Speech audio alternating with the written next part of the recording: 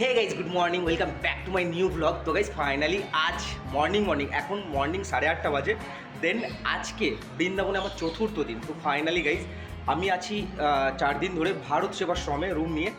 দেন এটা হচ্ছে আমার রুম। তো আমি আমার বউ, ছেলে, বাবা, ঠাকুমাকে নিয়ে বৃন্দাবনে, আগের বছরও আমি এই দিনেতে দুর্গাপুজোর সময় এসেছিলাম বৃন্দাবনে ঘুরতে। তো ফাইনালি আজকেও এবারে তো এসেছি ঠিক 365 দিন পরে বৃন্দাবনে ঘুরতে। ভগবান শ্রী রাধারানীর কৃপায় ভগবান ডেকেছে, আমি এসেছি।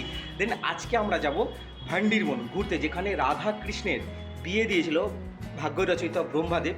তো সেখানে যাব সবাইকে নিয়ে ঘুরতে। দুদিন ধরে কালকে গিয়েছিলাম বার্সানা, তার আগের দিন গিয়েছিলাম কৃষ্ণ জন্মভূমি। তো সব মোটামুটি আমার ঘোরা কমপ্লিট হয়ে গেছে। আজকে রাত্রে ভাবছি যাব প্রেমানন্দ মহারাজজির দর্শন করতে। সব কিছুটাই তোমাদেরকে এই আমার মিনি ভ্লগে শেয়ার করবো। ঘাটতে চলে এসেছি, যমুনার ঘাটেতে। আর আমরা এই লঞ্চে করে যাব ওই পাড়েতে, ওই পাড় থেকে যাব ভান্ডিরবন। এটা বাবা তুমি অমন করো না, তোমার পায়েতে জল ঢুকে যাবে।